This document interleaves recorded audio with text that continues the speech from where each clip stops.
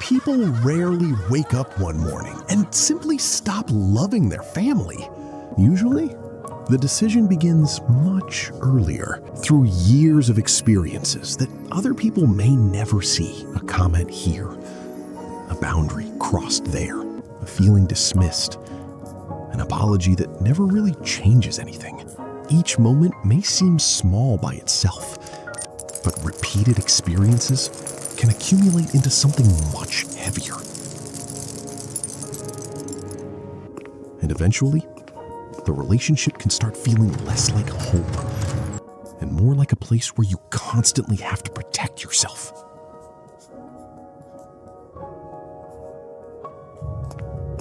This is one reason estrangement can be misunderstood. From the outside, everything may appear completely normal. Birthdays happen, holidays happen, pictures get taken, but someone can look fine while privately feeling completely depleted. You may tense before the phone even rings. You may rehearse what you're going to say before seeing them.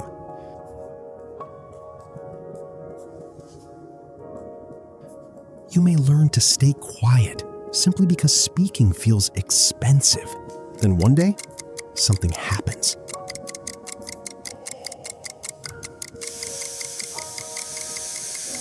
Maybe it's another argument. Stop!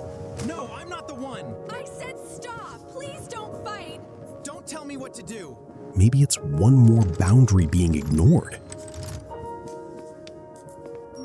To everyone else, that moment can look like the reason. But psychologically, it may only be the final trigger. I'm done. The pressure was building long before anyone noticed. And sometimes, the problem isn't only what happens. It's the role you're expected to play. Some children become the one who must always succeed.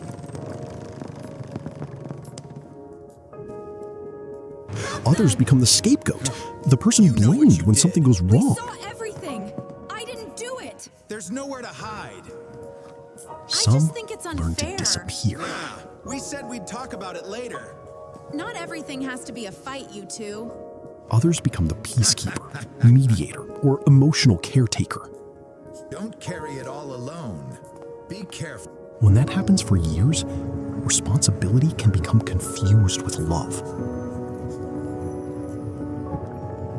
And adulthood can begin with one uncomfortable question. Who am I without this role? If you like psychology that goes beyond labels and looks at what happens underneath human behavior, that's what we explore here.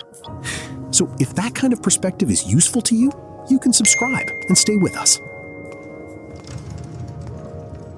One of the hardest family experiences to recognize is emotional neglect.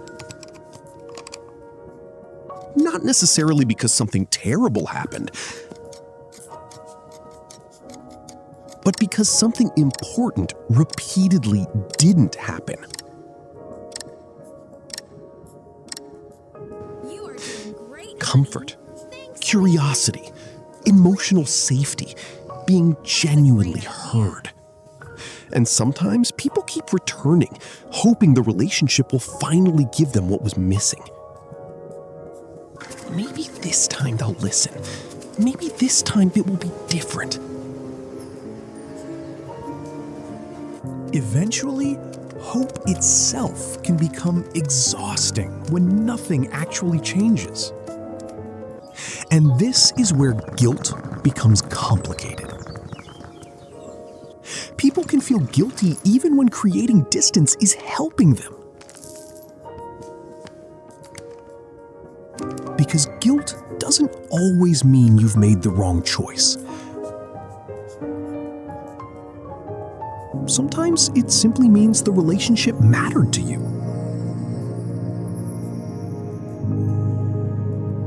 You can love someone and still recognize that being close to them isn't healthy for you. And distance doesn't always mean completely disappearing. Some people choose low contact, fewer calls, shorter visits, safer topics. Others need much stronger boundaries.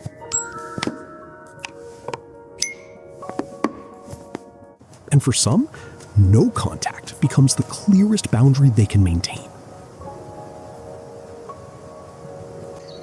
Not necessarily as punishment. Sometimes simply as a way to create enough space to breathe. But distance doesn't automatically make everything feel better. There can be grief.